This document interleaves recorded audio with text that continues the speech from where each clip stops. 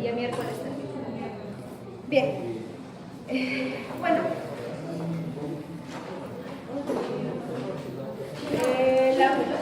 Esta semana nos toca el tema de diabetes y enfermedades tiroideas. Creo que algunos de ustedes ya han llevado la teoría el día de ayer y hoy día completarán el resto del grupo. En relación a diabetes, para ponernos de acuerdo o estandarizar los puntos de corte, porque pueden encontrar distintos valores de normalidad de glucosa, vamos a manejar como referencia el texto o el PDF de ADA 2018, Asociación Americana de Diabetes. Ese texto es el que vamos a manejar con los puntos de corte para diagnóstico tanto de diabetes como para prediabetes. ¿Okay? Entonces, está por si acaso en internet, pueden colocar ADA 2018, el resumen, y es más, en las diapositivas están los cuadros y en la teoría también van a recalcar eso. Ahí están, doctor Javier Celeste, ¿no? Así. Diabetes, las categorías que conocemos, ustedes ya lo deben recordar: diabetes tipo 1, diabetes tipo 2, diabetes mellitus gestacional y diabetes por otras causas. La del tipo 1 es por destrucción de células beta del páncreas con déficit absoluto de insulina. No hay insulina en este caso.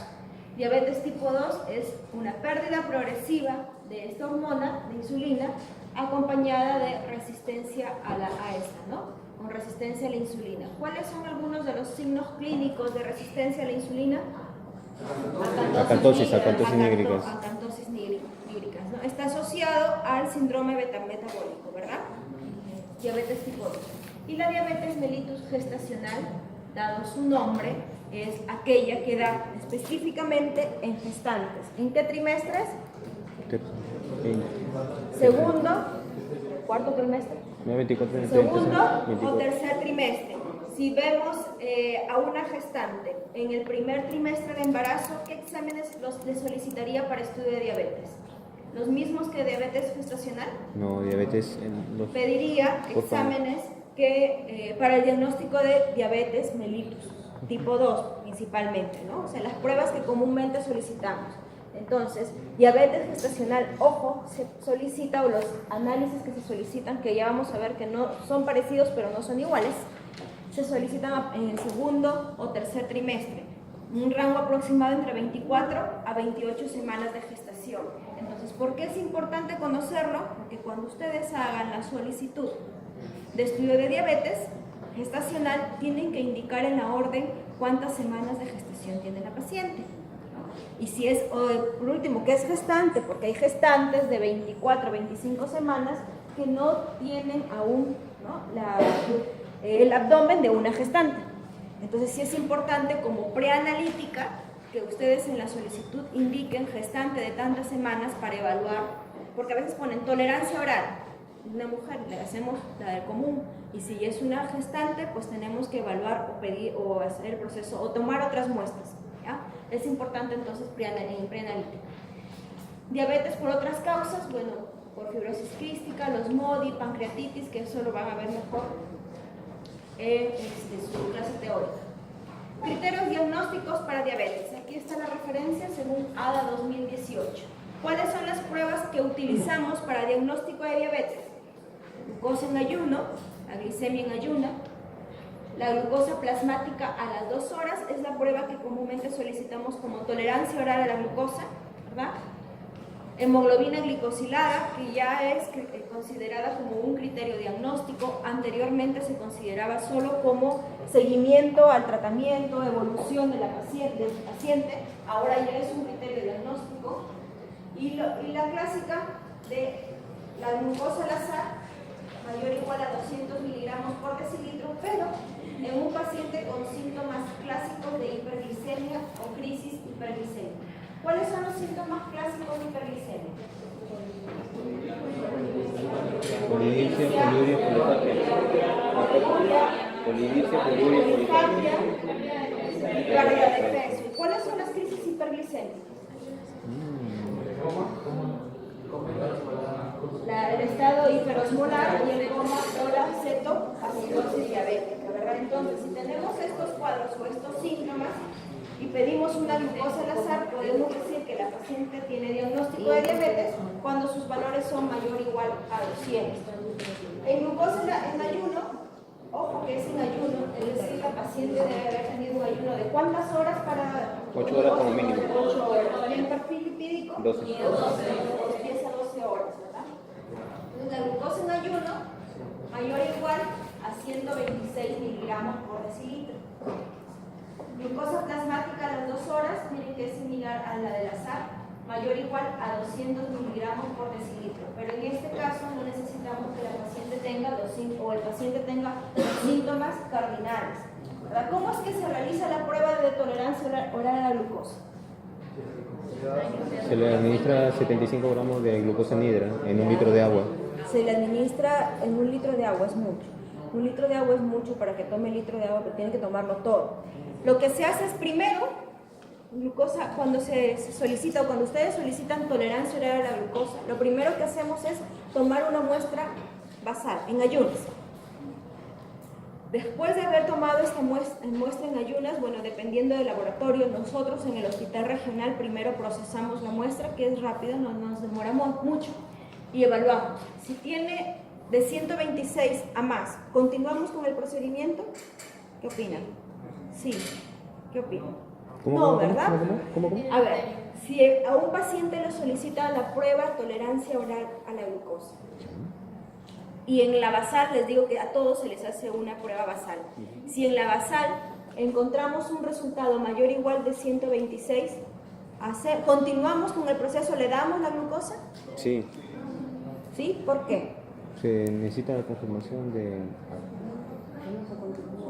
Solamente no se le hace cuando tienes mayor de 200. Tendría que repetirle la basal en otro momento. En ese momento ya no es necesario, porque yo ya tengo, ¿para qué hago esta prueba? Para evaluar si el paciente tiene intolerancia a la glucosa o si tiene diabetes. Pero si ya tengo un criterio con una glucosa mayor o igual de 126, ya no tiene sentido que yo continúe. Lo que hacemos es detenemos el procedimiento y le pedimos a la paciente que regrese otro día, la siguiente semana, 2 semanas, y repetimos basal. Si el basal nos da igual, ya no es necesario. Si nos da menos de 126, continuamos. Eso es lo que hacemos en el hospital regional. En otros hospitales a veces no lo hacen porque el paciente, porque demora, ¿no? Van a demorar mucho en procesar la glucosa basal, entonces la paciente ya, o el paciente va a estar con más de 8 horas de ayuno, entonces mejor continúa. Pero que la preocupación nuestra es qué pasa si el paciente ya tiene 500 de glucosa y no lo sabe. Y le vamos a dar una sobrecarga de glucosa como que podría ser contraproducente, ¿no?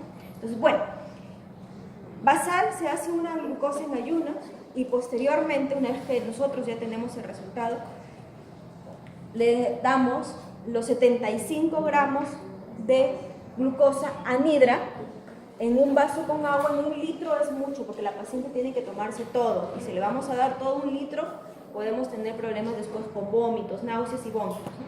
Entonces se le da y se le agrega unas gotitas de limón para cambiar, porque es muy dulce, mucho dulce, que también solo puede dar vómitos, náuseas. Y se le da. Posteriormente a la ingesta de la glucosa, ¿cuántos gramos? 75. 75 gramos de glucosa anhidra, se le toma nuevamente muestra a las 2 horas. Ojo, a las 2 horas. Ustedes van a encontrar, si es que no me equivoco, en el mismo Henry dice a la hora, a la media hora, a los 45 minutos. Eso ya no se usa, ya no se estila. Es basal, se le da la glucosa y luego la toma es a las 2 horas. Si a las 2 horas yo tengo mayor o igual de 200 miligramos por decilitro, es criterio diagnóstico para diabetes. ¿Ah? Hemoglobina glicosilada, el punto de corte, 6.5%. Mayor o igual a 6.5% es criterio diagnóstico de diabetes. Pero ojo, ¿qué es lo que me dice acá? Esta prueba debe realizarse en laboratorios certificados de acuerdo a los estándares de hemoglobina glicosilada. ¿De quién? Del DCCT. ¿Por qué es importante esto? Porque existen metodologías, muchas metodologías para el proceso de hemoglobina glicosilada. Y no todas las metodologías son estandarizadas. O sea, ADA no recomienda todas las metodologías, solo algunas. ¿Y cómo sé yo qué metodología es la recomendada? es importante que el laboratorio en su resultado nos indique qué prueba o qué metodología está usando. Es más, hasta en qué equipo. Porque cuando uno entra o googlea DCCT, me aparecen todas las pruebas y los equipos y metodologías aprobadas o estandarizadas. No todas lo están. Hay equipos chinos que no entran en esta lista. Y los chinos son los más baratos y los reactivos son más económicos y hay laboratorios que los usan. Pero no está estandarizado, por lo tanto ese valor no me sirve para diagnóstico. Entonces sí es importante tener en cuenta esto. ¿Qué metodología y si el laboratorio está certificado o no para procesamiento de hemoglobina glicosilada? Y el último, que ya es el que vimos, que es una glucosa al azar. ¿Qué quiere decir glucosa al azar? En cualquier momento del día. En cualquier momento del día. No importa si el paciente está o no en ayunas, ¿ya? Si tiene clínica, los síntomas clásicos, y si tiene crisis hiperglicémica, el valor o el punto de corte para diabetes es mayor o igual a 200 miligramos por decilitro. Confirmación del diagnóstico. ¿Qué es lo que debemos hacer una vez que nosotros tenemos una prueba positiva? Primero, se debe confirmar siempre. Si yo tengo una glicemia al azar en rangos de diabetes, debo solicitar una segunda prueba. Bueno, repetir esa prueba. Lo ideal que es que se recomienda que se realice la misma prueba. Es decir, si yo tengo el valor de hemoglobina glicosilada alta, debo verificar o repetirlo, pero con la misma prueba. Repito, la hemoglobina glicosilada. Si tengo glucosa alta, si quiero confirmar glicemia en ayunas alta y quiero confirmar, repito, con glicemia en ayunas. Eso es lo ideal, ¿no? Si tengo elevada intolerancia oral a la glucosa, repito, en tolerancia oral a la glucosa. Se debe repetir, se recomienda que se realice la confirmación con la misma prueba. Por ejemplo, tiene una hemoglobina glicosilada de 7%. Yo repito la hemoglobina glicosilada y me da de un 6.8%. Con eso ya he verificado. Sí.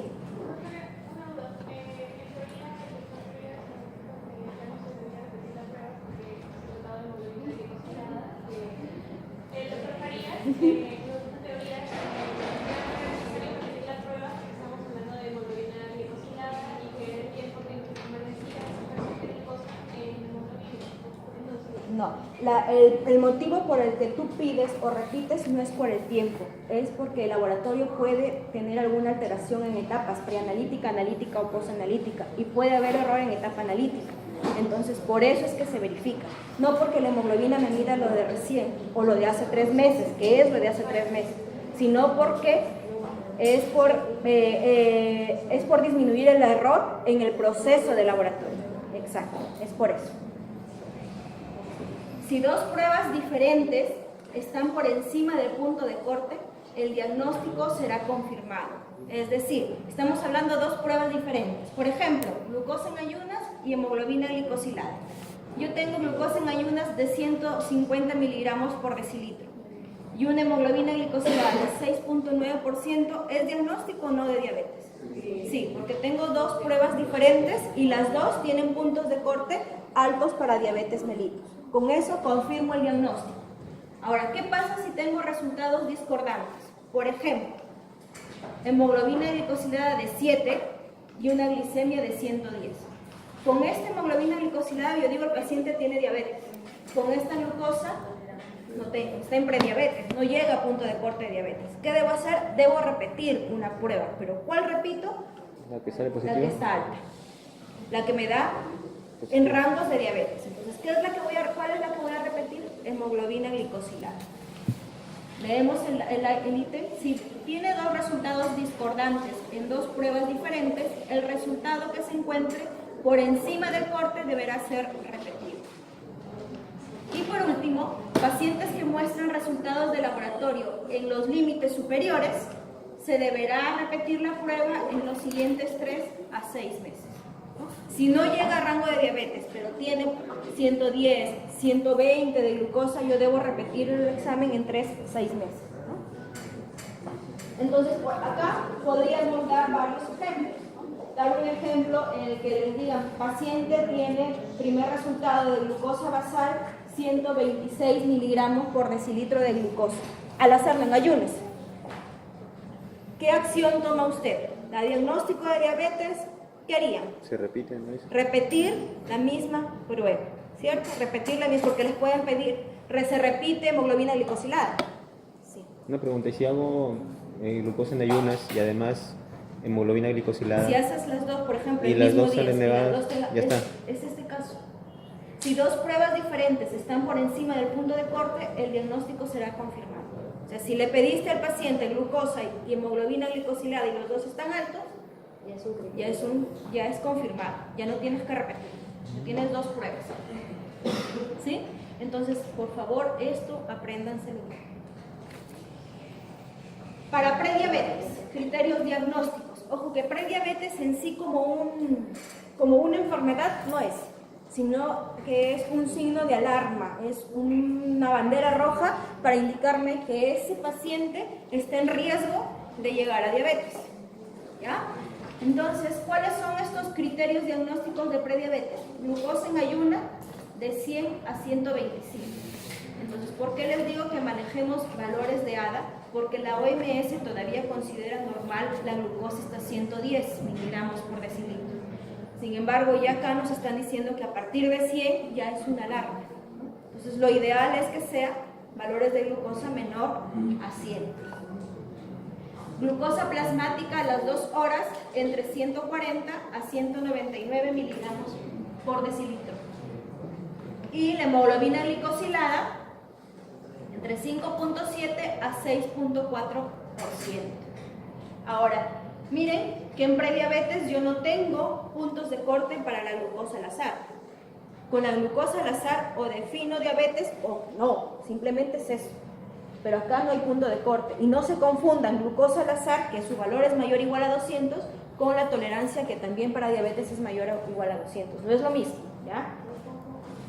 ¿Sí? ¿Repito? Me quedo corto. No se confundan, que consideremos distinto, que son distintas pruebas o que son distintos casos, es decir, una tolerancia oral a la glucosa con una glucosa al azar. Es cierto, en las dos el punto de corte es mayor o igual a 200, pero para una yo sí tengo criterio de prediabetes.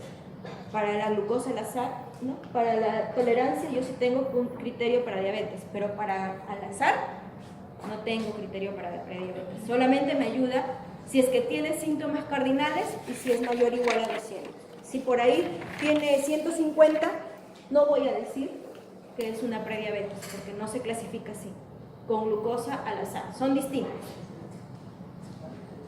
Ahora, ¿a quiénes se les debe hacer tamizaje de estudio para diabetes? Primero, a los pacientes o a quienes ya empiecen con la edad de 45 años. Y a los pacientes que tengan índice de masa corporal, por ejemplo, mayor o igual a 25 o a partir de 23 en asiáticos y con factores de riesgo adicionales. ¿Cuáles son esos factores de riesgo? Sedentarismo, familia de primer grado con diabetes, dependiendo de la raza, mujeres que han concebido recién nacidos con un peso mayor de 4 kilogramos, que son los macrosómicos, ¿verdad? Ellas también tienen riesgo a tener diabetes. HDL o triglicéridos alterados, HDL menor de 35 y los triglicéridos mayor a 250. Mujeres con síndrome de ovario poliquístico. Recuerden que el síndrome poliquístico tiende a llevar a una resistencia a la insulina. Entonces, por eso también es un factor de riesgo. Hemoglobina mayor o igual a 5.7. Hemoglobina glicosilada mayor o igual a 5.7.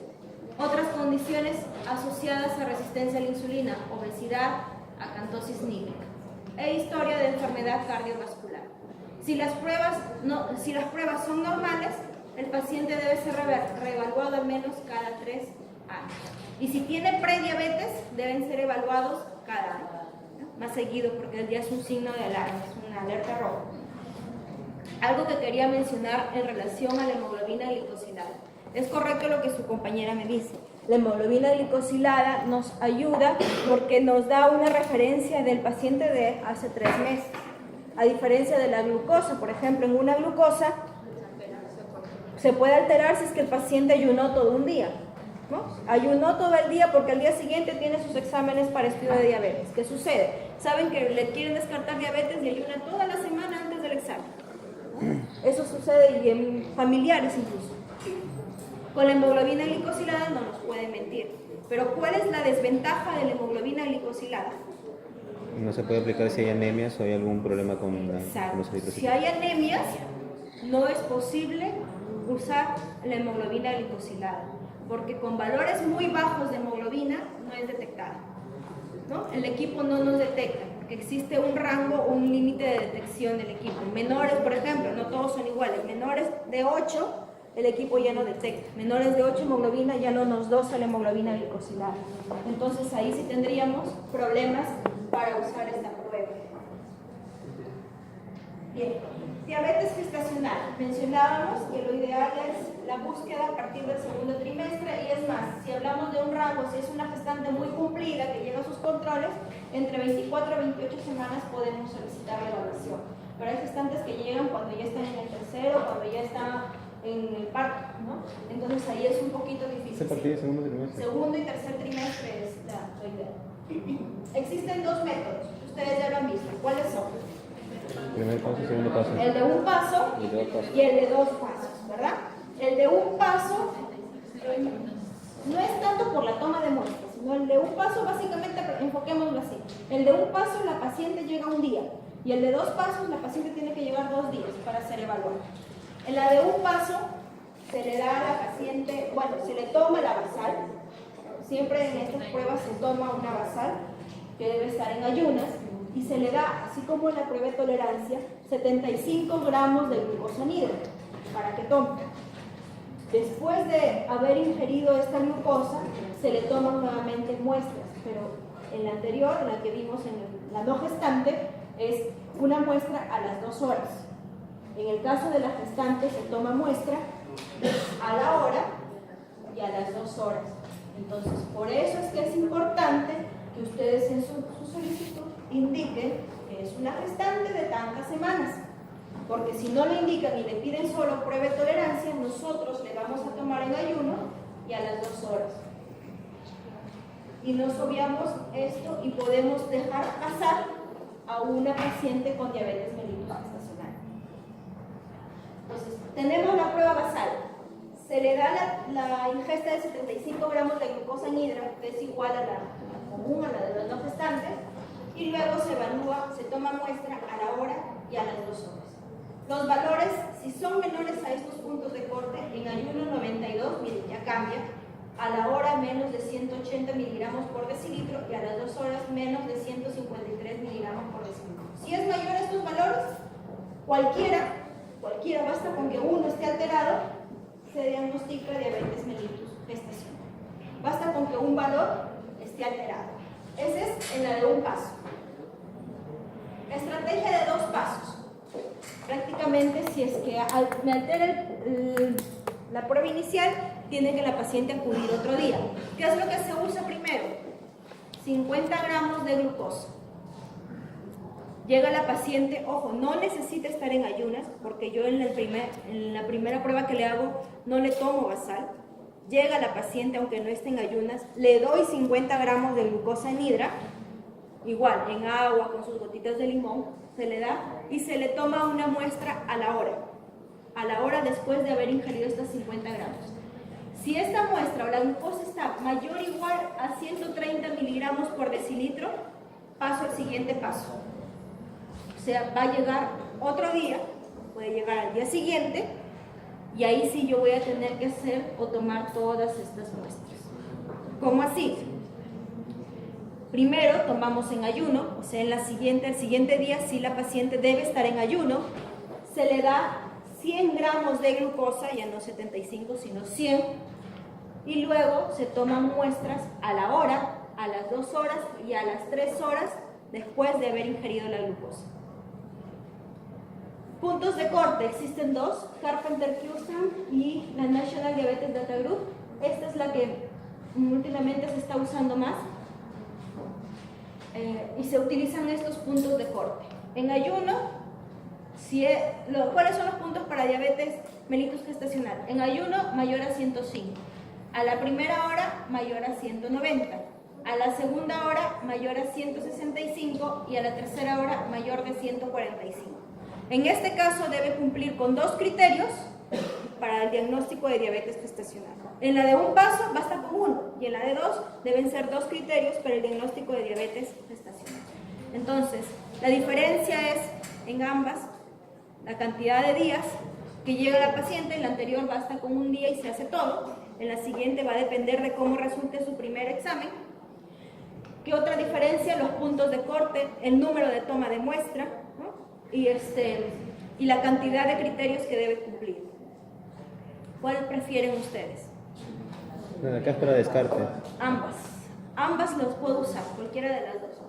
La más fácil y la menos complicada para la misma paciente sería la de un paso, ¿verdad? Que es la que últimamente se está usando más. Sin embargo, algunos ginecobstetras, asumo que por algún criterio todavía utilizan la de dos pasos, que es el test de Sullivan. Que bueno, que también es una buena técnica. Lo que pasa es que es un poco más engorroso porque la paciente llega un día, la hinca, luego tiene que llegar otro día. Claro, si no da alto, perfecto, porque solamente le tomamos una muestra. Si no está alta, es lo ideal. Pero si está alta, hay que procesar y hay que hacerla llegar otro día y tomar 4 muestras o 4 hincones, que bueno, sí a veces les fastidia un poco, pero si es lo que solicitan. Y si no, por ejemplo, si ustedes no indican hacer la de 2 pasos, nosotros hacemos la de 1, en laboratorio. Y nuevamente, si no colocan diabetes y no detectamos gestante y no detectamos que es gestante, hacemos la del adulto normal. Entonces, ahí es importante preanalítica y bueno, y en el caso de analítica también debemos ser cuidadosos porque, por ejemplo, a veces tenemos que el valor de las 3 horas es mucho más alto que el del ayuno y eso nos preocupa, que claro, en este caso es criterio diagnóstico, si no, no existirían puntos de corte, pero a veces decimos, pero ¿será cierto lo que hemos visto? Y nos da un poquito de duda. Bueno.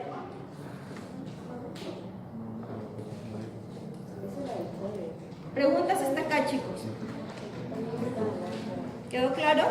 Básicamente esto ya lo han visto en la teoría, es para refrescar. Guíense siempre del ADA.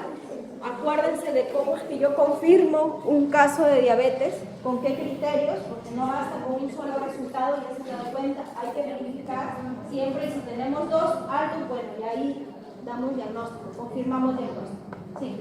Profesora, y si la paciente es diabética antes de gestar, pero no sabe y luego está gestando, ¿qué prueba? Si la paciente es diabética, lo ideal es que tú la captes en el primer trimestre, porque en el primer trimestre tú pides exámenes y utilizas los criterios de diabetes mellitus, los normales, los tradicionales. Entonces, en el primer trimestre tú no vas a solicitar esta prueba. Tú solicitas glucosa en ayunas y lo catalogas o evalúas con el punto de corte de glicemia en ayunas. Y ahí le deberías detectar. Si se detecta una glucosa alta en el primer trimestre, no voy a pensar en una diabetes mellitus gestacional, sino en una diabetes mellitus previa, ya que tenga la gestación. Y continúas la evaluación en el puerperio. La diabetes mellitus gestacional cede cuando culmina el embarazo. Entonces, pasado el embarazo, la paciente ya no debe tener estos valores. Ya evalúo con los criterios normales y debe estar normal. Si continúa alta su glicemia, la hemoglobina glicosílada, bueno, en este caso no es diagnóstico como hemoglobina glicosílada, pero si ahí tengo valores de hemoglobina glicosílada altas, postprandial alta, entonces ya no ha sido diabetes mellitus gestacional, sino la diabetes común. La diabetes mellitus tipo 2, ¿no? ¿Alguna otra pregunta, chicos? Bien. No nos vamos a agrupar porque se va.